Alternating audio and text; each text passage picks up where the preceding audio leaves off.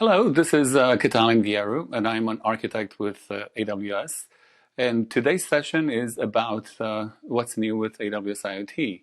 And there are quite a few things that are new with AWS IoT. And to frame the conversation, we will start with the digital transformation journey and what role AWS IoT can play in that journey.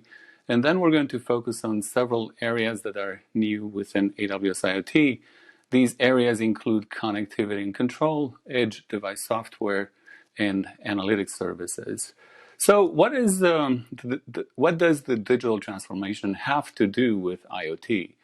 And typically, digital transformation initiatives require that you actually create data in a digital way. And IoT devices manage to do that. And they manage to do that because they change or they help you change what you build. For instance, you can deploy products, devices at the edge that change over time. And they change over time because you acquire more data and you actually can deploy those changes to the devices. Another digital transformation enablement that IoT can provide to your organization is related to changing the way you operate. And for instance, can you actually operate better by anticipating when particular things are going to happen so that you move from a reactive mode to a predictive mode?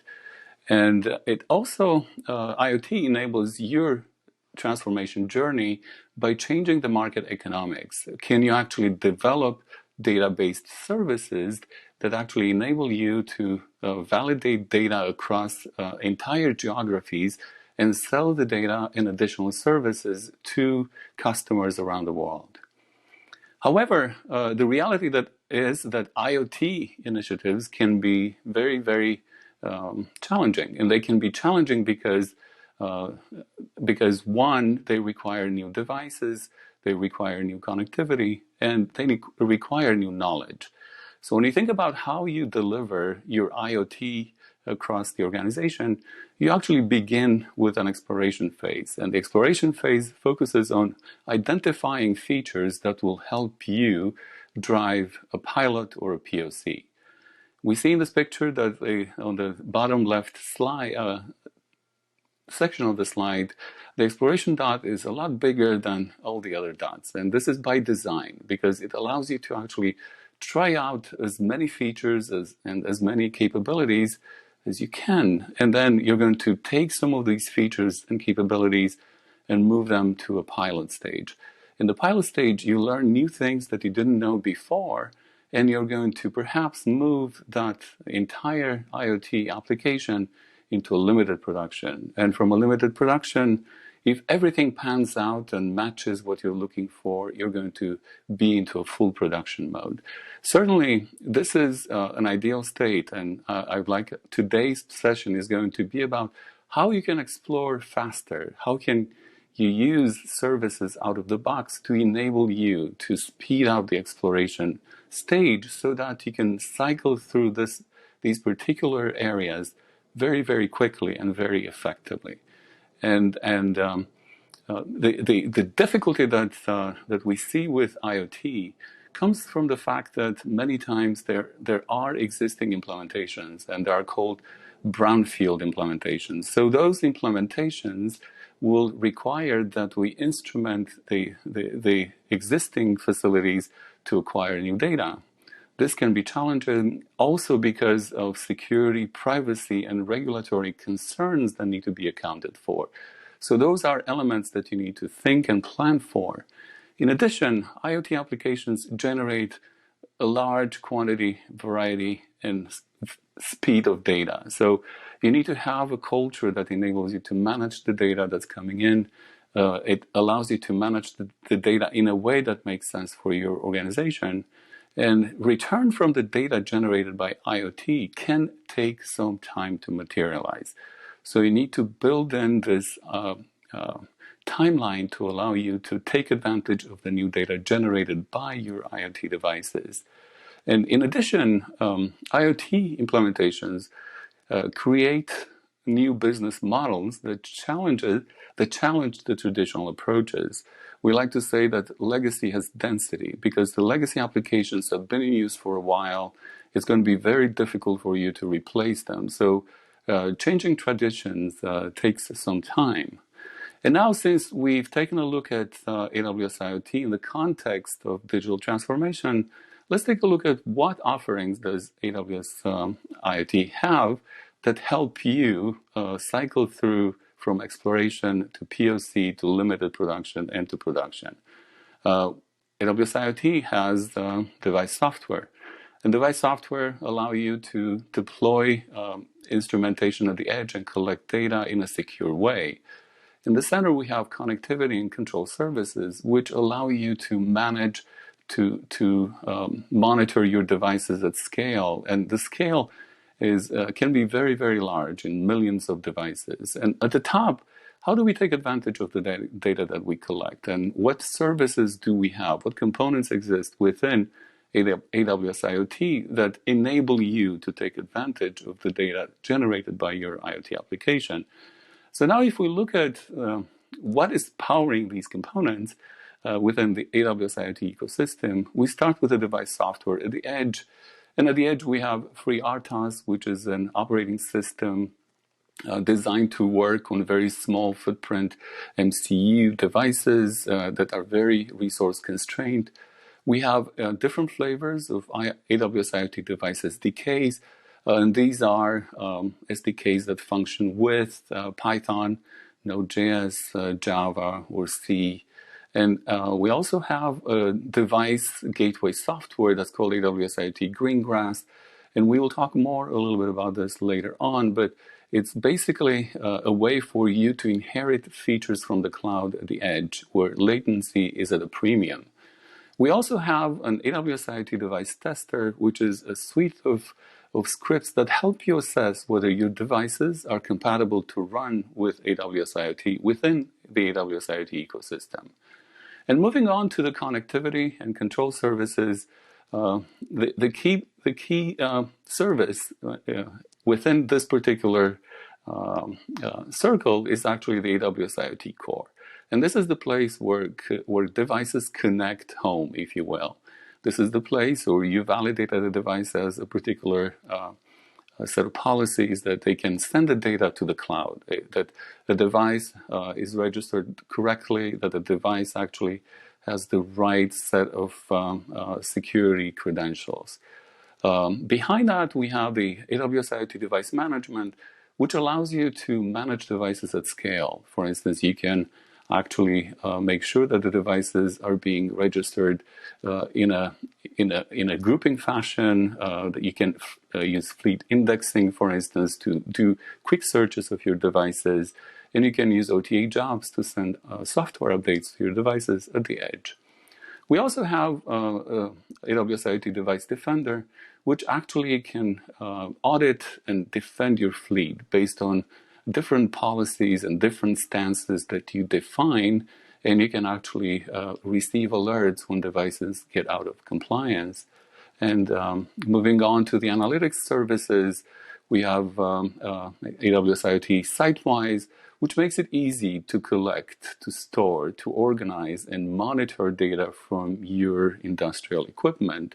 And this makes it very intuitive for your users at the edge or in the cloud to take a look at the data generated by industrial equipment. AWS IoT Analytics enables you to actually compress the time from when the data is generated by your devices and when it can be used for either dashboarding and reporting or for machine learning. And it has an integration with Jupyter Notebook, and you can cleanse the data and make it available to your analysts very, very quickly. We also have AWS IoT Events, which is a service that is managed that enables you to easily detect and respond to alerts and to events from your IoT resources and applications. And the AWS IoT Things Graph is a service that makes it easy to visually connect different devices and applications, web services, to build your IoT applications. So I wanted to have this slide as a baseline for the next conversation because we are going to focus now on key new elements introduced within the AWS IoT ecosystem across this entire spectrum. And now we can move on to what's new within the connectivity and control plane.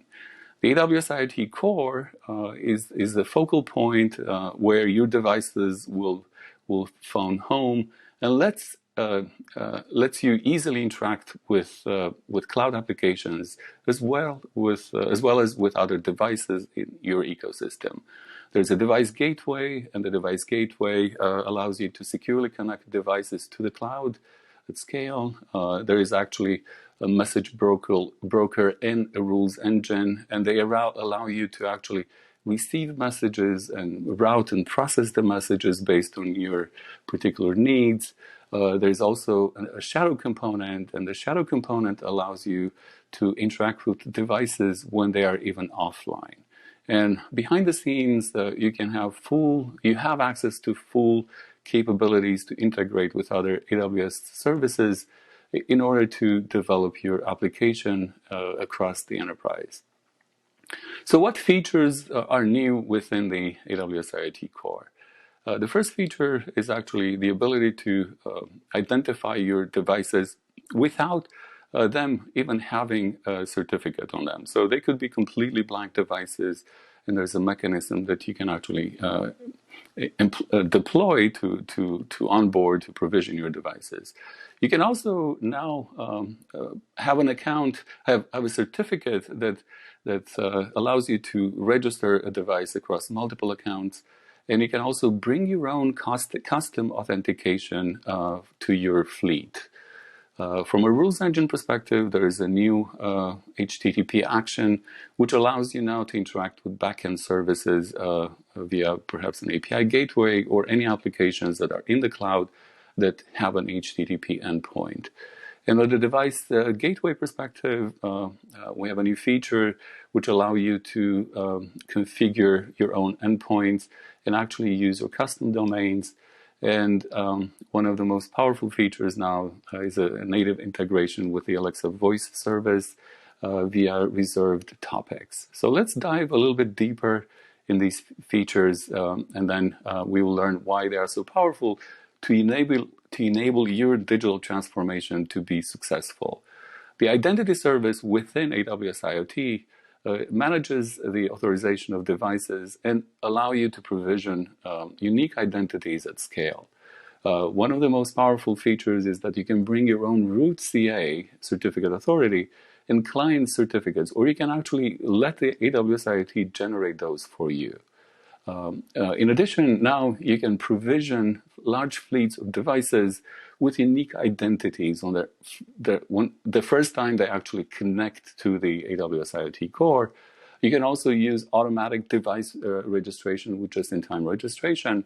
And from a security perspective, from a credential perspective, you can use Stick v4. You can actually use X509 certificates and custom authentication with Lambda.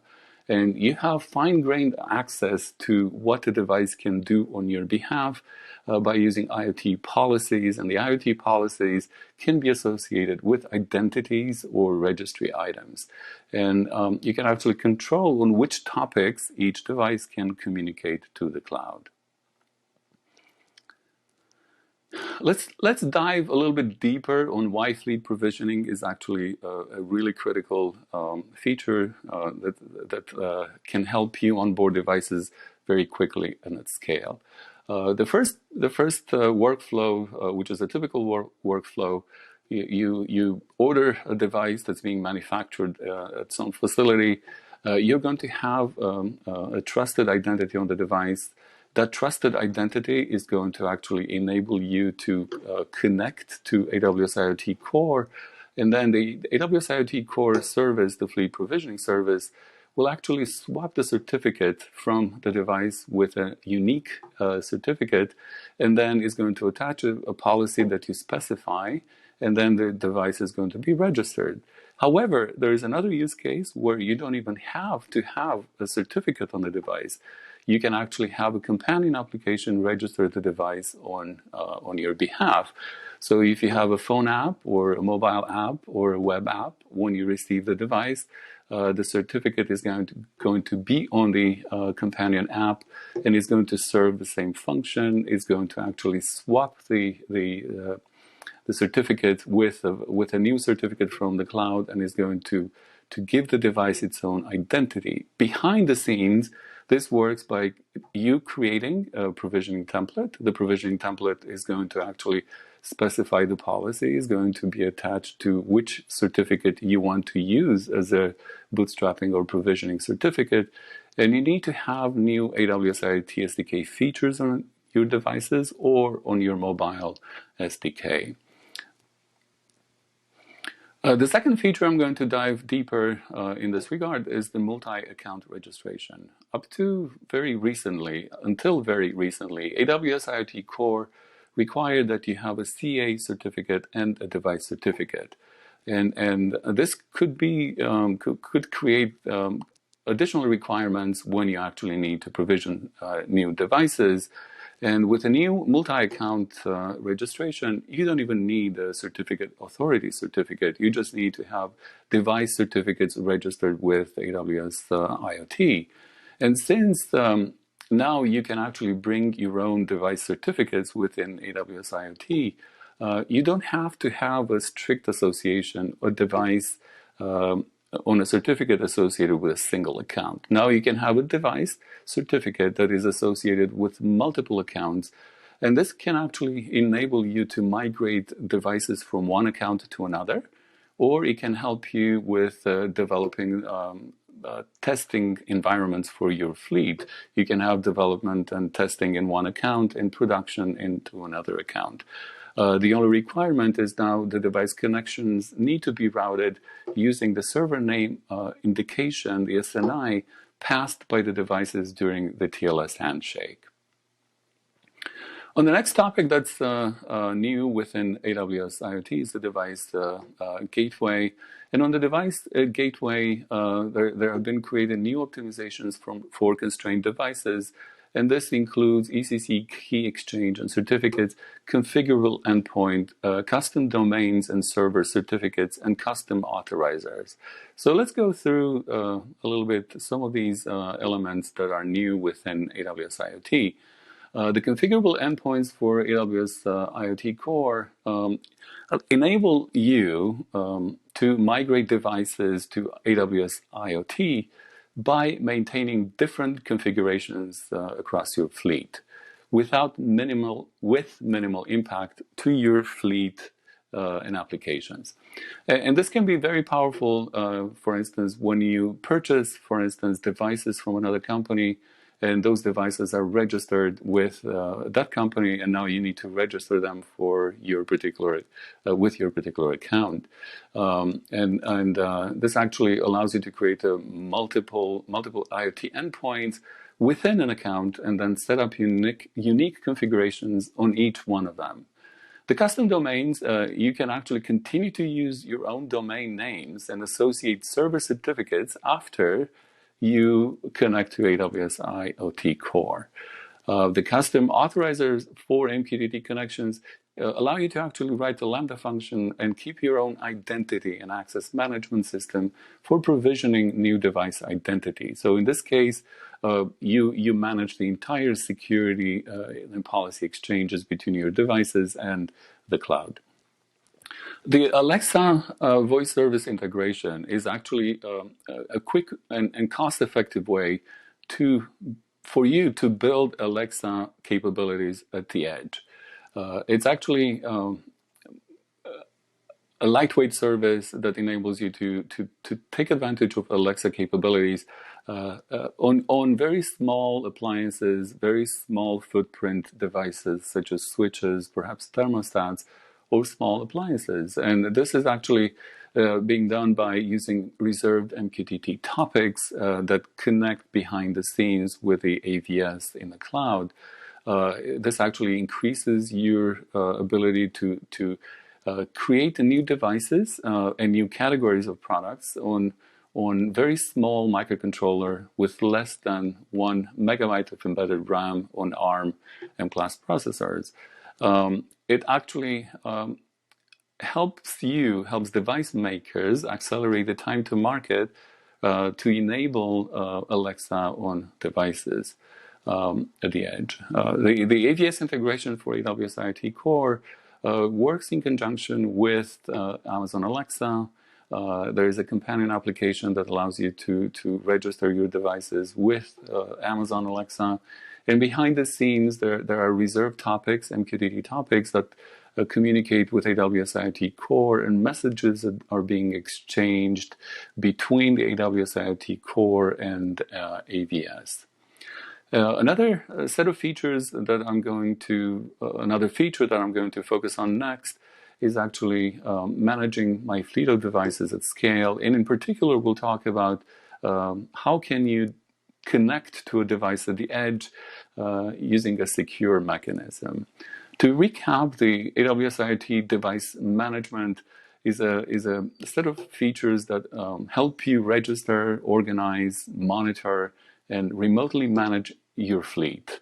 And one feature that's critical is in this particular management scheme is actually the ability to register devices very quickly, the ability to actually use fleet indexing to enable searches, quick searches, the ability to actually use jobs to update your fleet, to update your software, and the ability to actually access individual devices securely. So think about an oil field, think about a factory. You don't have to go to the factory to be able to troubleshoot your devices. Within the AWS IoT device management ecosystem, you can also enable device logging and monitoring to collect logs to quickly remediate and identify problems. First, identify and then remediate the problems. And we talked about jobs, but for instance, if you detect that there are problems with a device, how can you actually connect to that device to troubleshoot it locally? So instead of you driving to the location, we're going to use secure tunneling. And this is a feature that's fairly new. It's new within AWS IoT, part of the device management. And the secure tunneling allows you to use proxies. And you have a proxy on the client side, you have a proxy on the device side, and then a tunnel is being opened in a secure mechanism via a secure IoT policy, and tokens are being exchanged via MQTT. And now anybody who has the authorization to do so can connect to a device and do performance and assess how a device actually functions locally. So in order to actually make this happen, you need to actually be able to trust a secure connection, to create a trusted connection, and then you need to actually be able to allow a user to have access to a particular device for troubleshooting purposes. Behind the scenes, this is how secure tunneling is actually working. An operator perhaps will use their own laptop to actually open a tunnel with AWS IoT Core. The source local proxy will actually connect to AWS IoT Core and maintain a secure tunnel to a destination local proxy, which will be your device. Once you're connected, you can use, for instance, SSH to actually troubleshoot the device. At the edge, we're going to discuss about what happens, what new elements exist at the edge in terms of AWS IoT ecosystem. Microcontrollers and microprocessors are powering billions of IoT devices. And at the edge, we're going to have things that use FreeRTOS or perhaps the C SDK. They may actually interact with hubs or a gateway for latency purposes, and this gateway will interact with AWS IoT. Things on their own can also connect to AWS IoT. We can also have a Greengrass, which is a gateway software that extends the value of AWS IoT to the edge, and you manage the entire orchestration via AWS IoT. So let's dive a little bit deeper on AWS IoT Greengrass, and it has a few foundational components. These components relate to capabilities that traditionally have been native into the cloud. And this actually has a local message broker. It has the ability to take local actions based on Lambda functions. It has the ability to manage the state of devices associated with the gateway using a local shadow construct. It has the ability to actually manage the security of the devices associated with it. It provides for access to local resources such as Lambda and storage. And actually, you can do over-the-air updates on Greengrass just like on any other device. From more advanced capabilities at the edge, you can actually do machine learning at the edge by training a model in the cloud and deploying it as a resource. You have connectors at the edge, which actually extend the edge of the devices to connections to external services. You can actually deploy secrets to edge in order to not have to hard code passwords on your devices at the edge. You have container support, so you can use Lambda, Docker, or a combination of both at the edge in order to be as compatible with existing applications as possible. And you have access to a stream manager, which allows you to collect, process, and export high-volume data streams from edge devices. The container support on AWS IoT Greengrass allows you to deploy compute workloads to your AWS IoT Greengrass without rewriting existing code. The deployment orchestration can take advantage of the Docker images or AWS Lambda, and you can package application dependencies regardless of size into a self-contained image for ease of deployment at scale.